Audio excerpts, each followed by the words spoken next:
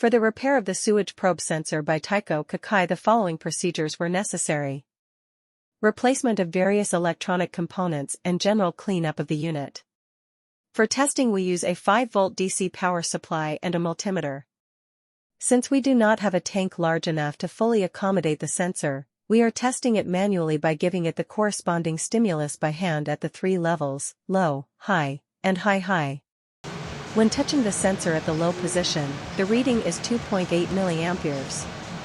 At the high position, the reading is 5 mA.